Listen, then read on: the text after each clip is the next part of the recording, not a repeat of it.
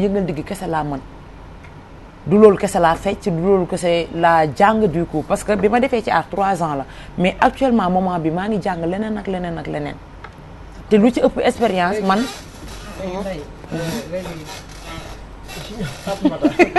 waaw. léegi xam nga comme li nga wax léegi. yaa ngi jàng leneen ak leneen. mais ba léegi wane woo li ngay jàng leneen ak leneen. ndax mu nangu. comprendre lu ma la nday man gis naa la nga fecc nday mën nga fecc. mais tey jii nii mën naa wax ne gëmoo sax gëmoo loolu gëmoo ne yow mën nga fecc. foog nga ni comme ni mu ko waxee rek boo toogee boo yëngalul ndigg gars yi bugguñu boobu. moom jàpp na ni man damay wax pour wax ko. non dëgg yàlla mën na fecc mais ñoom li gis rek lañu mën a jugé man parce que journaliste yi ci parti boobu la ñuy tombé saa su ne. déedéet léegi wan leen beneen parti boobu ngay bàyyi. ñun mis nañ ko. comprendre lu ma la wan leen beneen parti ak beneen chose xale bu ndaw nga gis nga ni ngay kii nii gis nga Sénégal dañu lay rey ba nga dee xale bu ndaw nga comme ni nga ko waxee demal jàngi leneen ak leneen yàlla def na tour am nga ko ba pare.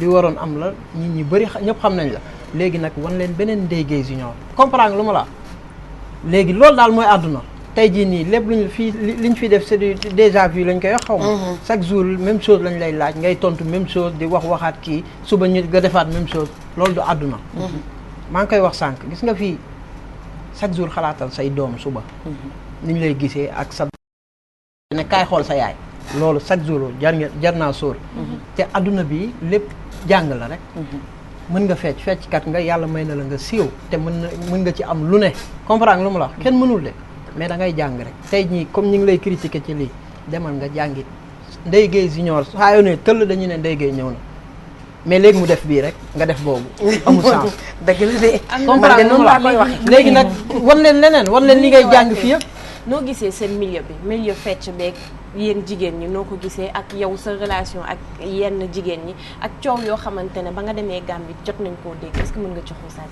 coow lan la noonu mooy Yaya Jammeh xaalis ba mu leen mayoon coro dégg nga boobam déet balaa ñu loolu du may mais fay la puisque ñaata la woon naa som bi jaruñu koy wax mais macha allah daal ñaata nga jotoon dégg yow waa léegi yow doo wax li nga dégg nga bëgg a wax man li ma dégg lan la waaw matal nii nag non mais attends loolu mun naa ne du may maa ngi koy nuyu de passage El Hadj Yaay Junkum Jàmme sama papa jooju bàyyi Mariam ak bàyyi Mouhamed non parce que Sénégal mën nañ jàpp may la mais ñun lépp loo gis ñun ñàkk ñàkk la woon non maa ngi fa woon Aïda Dada mi ngi woon foofu Kaja mi ngi fa woon Caba ñu ànd ak Pa Doudou Diallo rakku DJ Boussou mi ngi fa woon ak Zeka ak élève Aïda Dada ñu ñëpp ñoo demoon parce que spectacle la artiste yëpp fa nekkoon Thione Seck mi ngi fa woon Adji Ouza Père Ouza ñoom ëmm di bajaan ñëpp mais du mais luñ la fay la parce que suñu liggéey la tolloon na ci ay millions déet parce que coow li dafa bëri woon macha allah waaw ñii di naan lañ fa wax amu fa xaalis ba dayul noonu xam nga nit ku nekk mënoo juger loo tegul sa bët kaka wax ci boppam moo la mën a firnde ne lii moo fa am kon bëri woon na waaw bëri woon na macha allah parce que tamit ñun li ñu liggéey rek lañ ñu fay léegi seen relation entre yow sa relation entre yeneen fecckat yi parce que dañuy faral di naan daja jeyante génn jëwante moo ci am est-ce que dëgg la ak Pa Moussa mii toog góor la moom dinañ ci mën a xuus bon man duma fréquenter benn fecckat ndax lan parce que awma habitude bi mais ku ma ci invité sa programme damay ñëw est-ce que neexoo ngeen ñu sekk jàmm man ak ñoom xam nga nit ku nekk fi moment bi ñu toll jamono ji ku nekk tal nga leneen mais pour dem di jotaay day xaw a métti parce que ku ci ne yaa ngi lijjanti sa bopp man awma ak benn artiste xaar ma yàlla ñëpp samay sœur lañu samay xarit lañu góor ñi tamit pareil ku ma ci invité sa spectacle dinaa la seet dinaa ñëw ku ma invité sa programme tamit dinaa ñëw ñun noonu la ñuy dundee am na ñoo xamante ne nag ay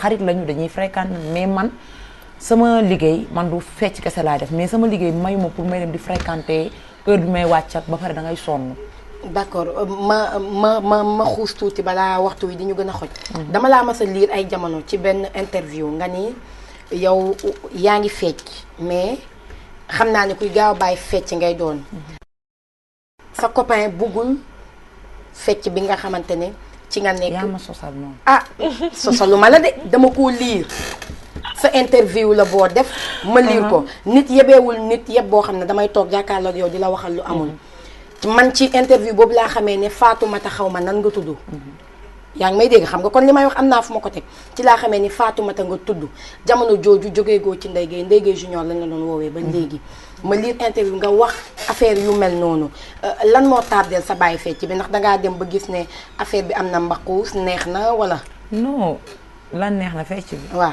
pire puisque tey bu neexul woon am na foo xam duñ fa toll tey boo gisee ñu toog ci ay nit a tax parce que tey Pa Moussa mi bu jógoon ne day fecc day bàyyi fecc man maa njëkk mars takk samay banderole yu rouge def mars si diggi dëkk bi ñëpp topp ma fecc bi am na foo xamante ne yóbbu nañu fa moment bi ñu toll nii kenn xalaatul woon yegg foofu te boo gisee ma doon wax loolu que damay kuy teel a bàyyi fecc laay doon puisque moment boobu maa ngi doog a bàyyi jàng am projet yu bari yu nekkoon sama bopp yoo xam ne du fecc mais tey yàlla moo def ni dama bëgg aar bëgg ma am na loo xam ne di nga topp ne sa bëgg-bëgg wala nga ne sama xel de man dama war a bàyyi lii sa defi lii mais yow la nga war a bàyyi moo lay dugg topp la ba tey ba suñ joon yàlla tey te am na aar tey am na fu ñu toll ñun ci digg dëkk bi partout dans le monde di nga dégg Ndeye Gueye Oumou Sow di nga dégg ñoom Mame Numbe du genre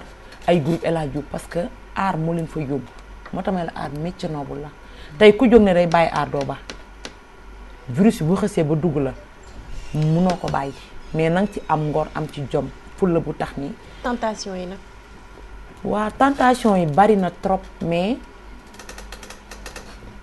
ku ci nekk xam nga sa bopp te xam nga li nga bëgg quand même bu nekkul ci milieu fecc kese tentation yi mi ngi fépp ci milieu journaliste ci milieu animatrice ci fii nee naa leen ku ñëpp tufli tamit nga tooy boo bëggee siiw di nga dégg lu ne te boo siiwee tam di nga jéem a muñ waaye ñi deful wanewuñu kenn bindalu leen kenn waxalu leen dëgg neexul mais am na ñoo xamante ne tey jii nañ waxante dëgg ñu am tentation yu gën a pire que ñun parce que ñun tey jii bu tentation amee sax au moins di nga toog boo del xalaatee bu baax a baax ne yow li nga war a bàyyi ak sa image di nga gumbatal na leneen lu dul tëbi teen te à chaque fois man lépp lu ma war a def ci kër àddina rek dama koy xoolaat puisque dama am samay conseil ku ci mel ni Sophie Diop maa ngi koy nuyu de passage Sophie maa ngi koy nuyu de passage sama sœur boobu mais nit bu ba pare li may bañ mooy nañuy bàyyi di juger artistes yi fecckat yu jigéen nañ leen di bàyyi di juger ci jugement boo xamante ne amuñ ci preuve. est-ce que du uude nam la gisee noonu la lay ëwalee. non parce que artistes yi bari nañ trop mais ku ci nekk am nga sa objection bopp nañu bàyyi di leen juger nañu bàyyi itam di gis góor ñi fecckat yu góor yi bu ñu soloo ñu leen di juger ci yenn comportement yi. ñooñu moom zéro faute ñoom bariwuñu. non en fait bariwuñu ñoom duñ leen dégg ci coow. mais léeg-léeg nga gis sax fecckat bu sol lu rafet taxaw ci télé bi ñi nga xam ne xamuñu démb rek ci guddi bi muy wàccee sama liggéey maa ngi ciy débat benn xale bu góor bay xuloo ak moom fecckat yu góor yi ñoom ñëpp a yem ay dunku lañ ma ne ko mais bul wax loolu parce que amoo ci preuve. loolu nag loolu daf may métti du mën a ñàkk yenn saa yi góor bu gisee moromu góoram comporté. jalousie dafa am man je sais que am na jalousie mais dama bëgg Sénégal nañu bàyyi du juger art bi jël art bi takku ko ci mbuus rek wékku ko ne nii lañ mel. kon dimbali leen ñu ngir yàlla defar art bi ndax tourisme suqaliku lépp suqaliku ngeen rafetal ko ndax ëllëg seeni doom ma jàll ci leneen. jamono yi ñu weesu dafa am kenn ku ñu woowee kacaandoo yi. mu génn xam le ni moom daal joué na ci ay film ci ak ay fecckat bi ñu defee dàkkantal yi mu mel ni danga cee xawoon a gis sa bopp. ndax bi mu ne kenn ki NDJ la kenn ki MN. mu mel ni yow mbir moomu da nga cee gisoon sa bopp ndax gis sa bopp boobu amoon na. du question gis sama bopp mais daf ma métti woon. lu tax. puisque interview bi déjà biñ koy def nekkuma Dakar sama benn xarit Mouhamed Diallo woo ma HLM la dëkk ne ma dugal ci net bi ma ne ko instant bi ma nekkuma Dakar ma ñibbisi mu woo ma téléphone ma dem fi may liggéey dugg ci net bi après lire. samay nit di ma woo commencé ma ne leen li ngeen di wax ni sax man liiraguma ko ma dugg ci net bi gis ko mu jaaxal ma trop. mais kooku tuddul sa tur ndey. non attends. kat Sénégal bari na trop dafa bind NDJ mu jóge ci beneen bi bind N. est-ce que comprendre nga. mais ñi nga xam ne initial tur yi ñoom exactement que seen xel day daw mën nañ jàpp man mën nañ jàpp keneen ak keneen loolu itam dafa ma métti tellement que métti sama waa kër xaw ma kan mooy kaccaandoo yi. est-ce que waroon na laa métti vu que nga ne du yow. non attends xam nga mu métti ma métti na ma ci du question sax tur bi mais métti na ma ci lim ci dugal ay fecckat parce que tey jii da ngay gis jalousie am na que ku jóg rek bu defee dara ne non fecckat yi lii fecc non dañu bàyyi ñoom benn subjection bu ñu def rek ne fecckat yi des fois dañuy def seen defin ju rëy non man ak fecckat bi ñoo ko defoon te yàlla ak yonent bi xam na ne wóoru leen. mais est-ce que nit yebee na nit yëpp boo xamante ne. barki Serigne Salim Mbacke Sénégal am nañ fit goo xamante ne bu ñu la bëggee suxlu dañu lay suxlu ci 5 minutes dérangé wu leen. mais léegi yow man li lëndëm ci sama bopp mooy loo xam ne defoo waxoo fekkeewoo tinoo. xam nga dama def interview boobu puisque sama waa kër yi dañ ma doon woo waa Casamance sama famille papa di ma woo téléphone di ma laajte. ma ne leen man li ngeen may posé question nii dafa troubler sama bopp puisque man comprendre ma xaw ma exactement kan mooy Kathia Ndoye. ma soo joué film porno. man jomb naa loolu. ma soo dem ci yu mel noonu. musuma seetaan sax kasetam. ma soo cee gunge nit. def loolu damay laaj rek parce que dama bëgg rek analyser. man dama ne en fait dama ne boole non xaaral le problème en est xam mooy lan mooy Sénégal loolu ça n'existe pas ay joué film porno bokk. wóoru la. non jàppal ni gëmoo ko. xam nga gëwuma ko. parce que musuma du ma toog sax ay nit si débat. parce que ñun ay doomu julli la Sénégal lu mu dëng am na loo xam ne. am na fi de. yow. waaw même bu amee tamit man de bu amee tamit aw ma gisuma ci preuve. fekkee ma fu ñu koy defee te tamit dama ne Sénégal xanaa lu ñu am fit seen fit waragul yegg ci loolu. d'accord jigéen ñi bokk. d'accord ma ñëw ci leneen xëj na ngir ñu jeexal nag waxtu wi daanaka xoj nañu appartement yeeg fecckat yi. ñu ci bëri boo nee nii ñu dem jëli appartement su bi ngeen di dund dàll yu cher cheveux naturel yu cher appartement yu rafet téléphone yu cher te yéena ni fecc amul xaalis ñu bëri ci yéen bokk amaana yow waxoo ko mais sa fukki morom koo ci wax mu ne la fecc amul xaalis aar bi amatul xaalis te yéen jigéen ñi moom macha allah luxe bi ngeen di dund doy na waar. mais tey jii mënoo nekk ci aar dem di jël appartement bu 375 000 man junior je vis avec ma grande sœur je vis avec la famille de ma maman man jëlaguma appartement boo kon amaguma xaalis ba pour jël appartement mais tey jii li tax ñuy dund luxe di nga gis sa benn fans bu nekk Europe dina la yónnee cheveux yónnee la dàll yu baax yónnee la téléphone may la yére ku gis marque sax bu woo la téléphone diw de marque bi moo fi génn ñu dugalal la ko ci Viber ba yónnee la ko ñu ne la lii ak lii nga sélectionné yi nga bëgg parce que tey jii boo duggee Europe mënoo dugg Europe ba génn doo gis sa fans bu la fa may yére amul soit di nga woote ne diw maa ngi ñëw jour tel laay ñëw kii dina la may cheveux kii dina la may téléphone loolu lépp amouru fans la mais du luxe boo xamante ne c'est obligatoire que dañ ko war a dund. waaw Ndeye Junior bu ñu demee ba ñenn ñi boo waxee ñu ne la fecc amatul c'est de la prostitution déguisée parce que sama benn confrère Babacar Mbaye Bam su manqué ñu mi ngi ma naan feccatuñu dañuy jaayu ci jaayu boobu ñu dem ba nii c'est de la prostitution déguisée du la jaral nga bàyyi fecc wala nga am envie bàyyi fecc lan la lay def ñu bu ñu demee ba di leen tëkkatle ak ñiy jaay seen bopp te li tax ñu leen di tëkkatleeg ñoom bokk na ci jëfin bi colin bi ak yenn comportement yi ndax jotul ñun dañ ciy am lu ñu metti parce que ay jigéen lañu comme yéen te bu ñu sañoon kenn du leen dégg ci lu ñaaw ndax suñuy mag ngeen ak lu mën a nekk ndax jotul wax dëgg yàlla ku ne ci yéen xoolaat boppam ngeen defaraat toogaay yi noppal seen bopp noppal ñun ñuy wax ci yéen noppal seen waajur yi. bon loolu je suis d'accord puisque moment bi ñu toll nii art dafa saturé boo xamante ne doo xam kan moo ci artiste bi doo xam kan mooy gunge te dafa am ñuy gunge sax bëgg ko trop am na ñoo xam ne amouru art da leen a jàpp ba nit tam doo tëb rek bàyyi sa liggéey mais di nga dem petit à petit di dem di ko bàyyi petit à petit ngay def leneen di indi beneen facette ci sa vie parce que tey ñun ñu nekk ci art bi ku ci nekk ñaan nga yàlla am jëkkër dem sëyi gérer sa foyer nekk ci leneen. bu ñuy wéyee di ngeen yéex am jëkkër maag yéen a yem yenn comportement yi bu wéyee maag yéen a yem. yow may naa la ba pare.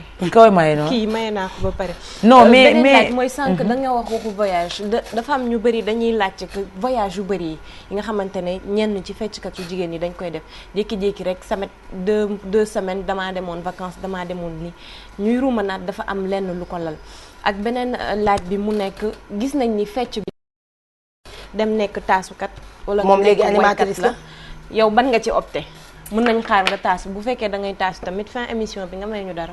non taasuma puisque munuma xëy na man def naa benn single ak Pagaye Mbaye te Pagaye Mbaye moo ma forcé ma ne ko man musuma def lii puisque ñun duñu ay géwél mais mën naa ne lépp lu ma jot am ci géwél laa ko amee parce que lu waay def ci àddina te boole woo ci géwél yi perte nga man maa ngi ak sama carrière bokk sama carrière art maa ngi ciy indi beneen image boo xamante ne nii leneen laay liggéey lu dul taasu ba pare voyage yu bari yi tamit c'est normal puisque di nga gis ku la woo benn contrat fay la temps defal la billet avion aller retour nga dem liggéey sa liggéey. may ma xuusal la ci li Matel di bëgg a wax. comme moom mi ngi noonu rek ay yëf boppam la yor mënalu ma ko dara.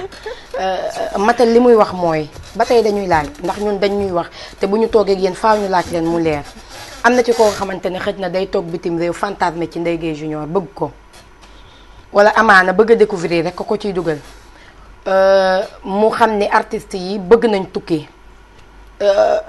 Concurrence bari na ci jigéen ñi jalousie am na ci. ku ci sa morom tukki di nga bëgg a tukki. mu jaral ko de génne xaalisam ne nga tàggoo ne damay dem liggéeyi mu jënd billet nga am ngeen seeni visa yomb na leen macha allah mu jënd billet yónnee leen ko ngeen ñëw nu mu tuddati bitim réew bu ngeen fa nekkee ku nekk pare ñibbisi. non mais loolu. ci ban cadre la puisque man ñi ma xam ñëpp ñu nekk ci art bi dem tukki contrat moo leen yóbbu te moment bi loolu lañ lay wax. non attends man ñi nga xamante ne man dama leen xam parce que moment bi xaaj bi dem Europe yëpp xaaju fecckat yu jigéen ñi Pa Moussa moo leen yóbbu Jazz moo leen yóbbu ñu dem ci contrat la ñu nekk chaque jour damay wax ak ñoom fii boog fecckat bu fi génn dem Europe contrat moo la yóbbu à part cela concert am fa ñu invité la parce que des fois spectacle festival day am nga gis sa fans bu bëgg ñëw gis sa festival yooyu ngeen ñuy wax dégg nañ ni raar na sénégalais bu fay fecc bu dul Pape Moussa ak Papa Ndiaye Thiou demuñu dañ ñuy wax rek. non déggoo moo tax ma ne la festival yooyu des fois tey jii non du question de mbubboo parce que festival bu amee man même bu ma Jazz mën naa ñëw ne ko Jazz dama bëgg a assister ci festival mën naa dem bañ a fecc bu fekkente ne ci turu Jazz laay dem noo def dina ma duggal ci spectacle ma jouer wala dina ma yóbbu uniquement ma seetaan pour xam pour découvrir exactement rôle festival lan la ci art mais du caagan que ne nit ñi fecckat yu jigéen dañ leen di invité ñu dem foofu di dund lu leen neex non am na ñoo xam ne jom moo leen fa yóbbu ak liggéey bu ñu demee ba mënatuñu toog Sénégal def art dañuy dem di immigré ji di liggéey seen liggéey mais nañu bàyyi di basé wu que ne fecckat bu jigéen bi dem na Europe parce que lii moo ko fa yóbbu fii ku jóge Sénégal nekk fecckat contrat moo la yóbbu wala nga am sa billet am sa visa dem wuti ji bagage parce que man heure bu ma demee voyage mo dama jënd sama bagage ñoo di ko jaay su ma amee njëgu billet danga koy daggaat dem parce que tamit am na loo aar dafa am fu muy toll ci jigéen góor ñi sax garaawul mais dafa am fu muy boo xamante ni jigéen bu fa tolloo di nga tal leneen du nekk fi di bërti jëmale gannaaw suba.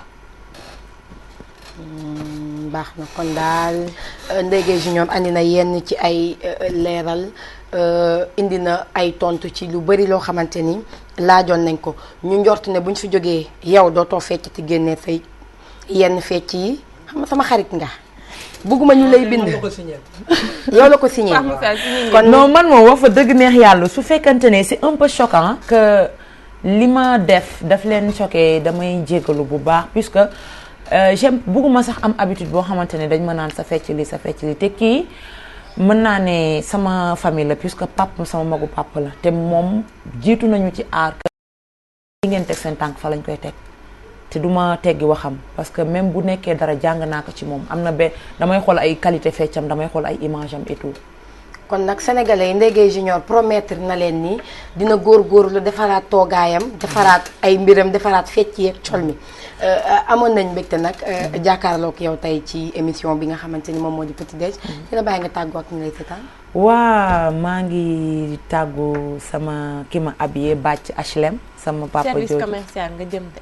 kan mooy dem service commercial. waa tàggoo rek garaawul. maa ngi nuyu sama ñaari doom yooyu bébé Ibrahima ak Mouhamed sama grande sœur mooy seen yaay di ñaanal sama yaay taalibi sëñ Babacar yal na ko yàlla xare àjjana di ñaanal sama maam yal na ko yàlla na sama famille papa Casamance waa Goudomp di ñaan nag paix en Casamance puisque ñun comme ay doomu Casamance lañ di ñaanal ñëpp jàmm di baalu ak ñëpp sama fans itam di leen ne ñu baal ma puisque si c'est un peu vexé ci ñoom maa ngi leen di jéggalu di ñaanal waa Grand Yoff yal na yàlla def jàmm askanu Sénégal di leen ñaanal yal na yàlla def jàmm.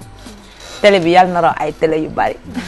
Amine ñu amoon mbégte dalal ko comme ni ñu ko waxee sànq di jaajëfal ñëpp di jox ñëpp dig daje suba incha allah bu soobee.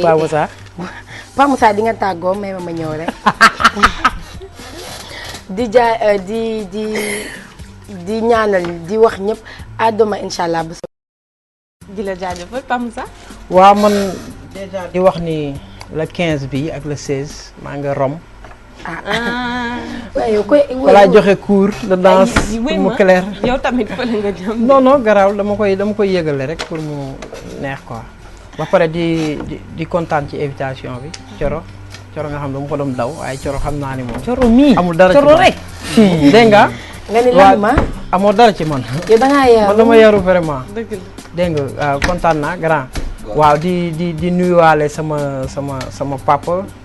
di nuyu comme ni mu ko waxee ñun waa Casamance la ñu waa Ziguinchor di nuyu sama famille bi fa nekk yëpp. di nuyu tamit sama benn danseur bëgg naa ngeen invité ko fii aw Pikine. waaw ndax war a ñëw toog. yaru rek leen waaw. ak di leen nuyu Sophie Mbaye ak ñoom mère Sène ak sama jabar Ndeye Fatou Diouf maa ngi lay nuyu ak bébé yi bon c'est comme ça. waaw sama chérie bi waaw papa caat bi moom mooy sama chérie di leen jaajëfal di nuyu maman Miss Beauté ñu ngi koy nuyu di ko nuyu di ko nemmeeku bu baax dina ñibbisi fii ak ay fan incha allah namm nañ ko dina ñibbisi incha allah fii ak ay fan ci seen rubrique mode et beauté di nuyu une fois de plus Adja Sakho li moo nekkoon seen émission petit déj di leen dig daje ëllëg incha allah 5h05 d'ici là prenez soin de vous à demain incha allah ciao.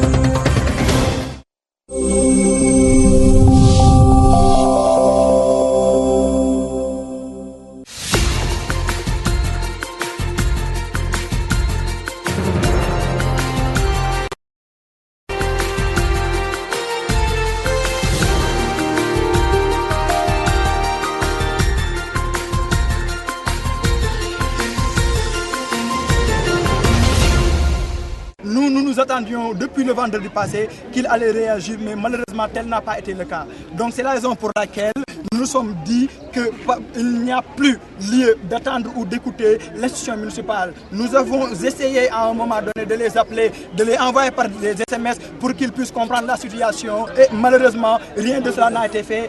Aucun appel, nous n'avions bénéficié d'aucun appel émanant d'eux. Si ce n'est hier lorsqu'ils ont senti que quelque part les étudiants allaient descendre sur le terrain. Nous étions d'accord dans un premier temps, mais lorsque nous étions scandalisés, nous nous sommes rendus compte que les fonds qui devaient être alloués pour régler le problème des étudiants ont été utilisés en tout cas pour régler des trophées dans des mouvements navétanes ou en tout cas pour régler le problème de quelques-uns.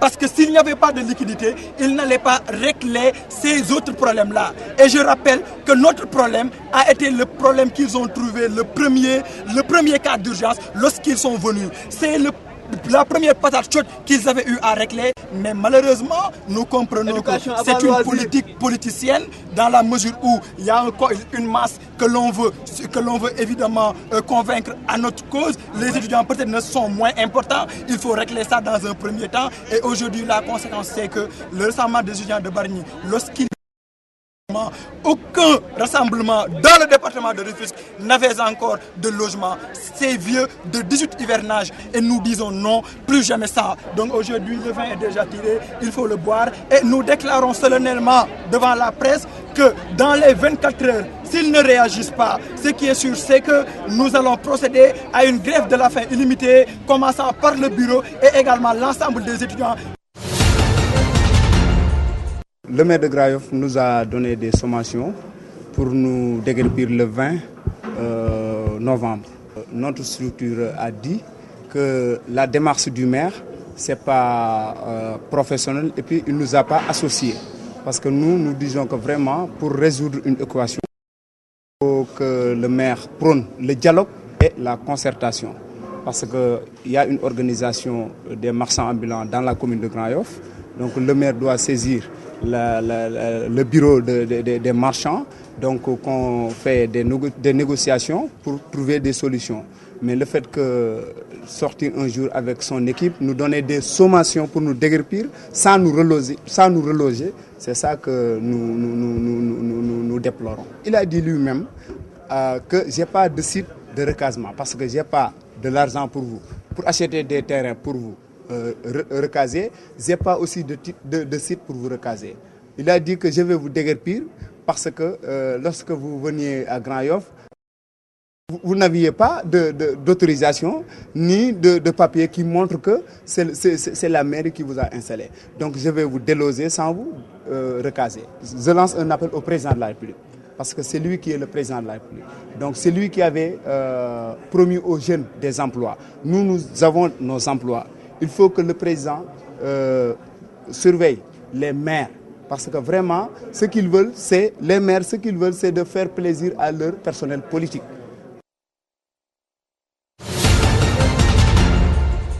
On est resté aujourd'hui 36 mois sans salaire, à savoir à partir de 2010.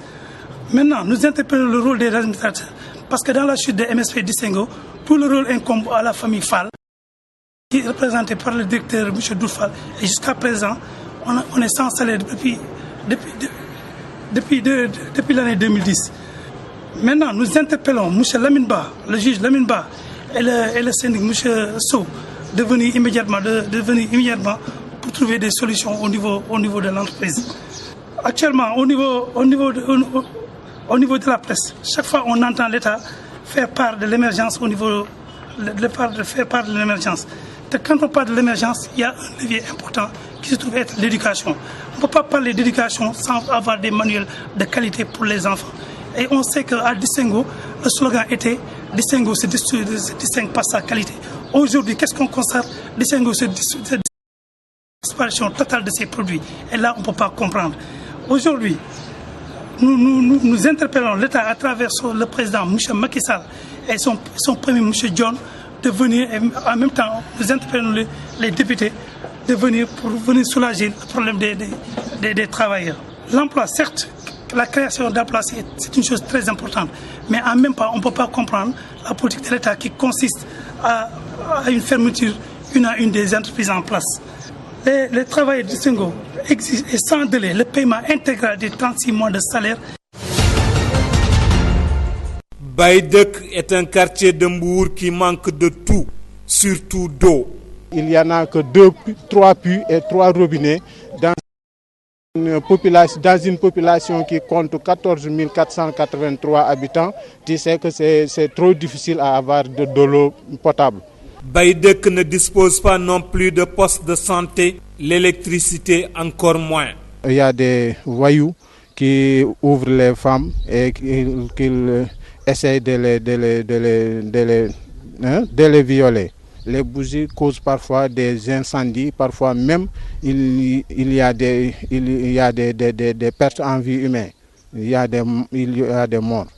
C'est un monde des médias, monde des ordinateurs et tout ça. Nos enfants qui vont à l'école aujourd'hui utilisent des bougies et les autres enfants l'électricité et des ordinateurs et après ils vont compétir. Autre inquiétude à Baïdek, plus de 4000 enfants sont sans bulletin de naissance. Il y a 3000 demandes, on a inscrit 3000 demandes bulletins de naissance. C'est un problème vraiment qui nous préoccupe, nous les habitants de Baïdek. On a une école, mais une école qui a beaucoup de problèmes parce qu'il n'a pas suffisamment de classes. On n'a que 3 classes en dur et 5 classes en abri provisoire. Face à cette montagne de difficultés, Baïdek interpelle les autorités. Pour être une grande ville qui a beaucoup de population, les On a des problèmes de l'eau, problèmes de l'électricité, école et tout ça. Vraiment, l'État doit faire quelque chose. L'État a bénéficié beaucoup des ressources de Mbour, 17 milliards par an.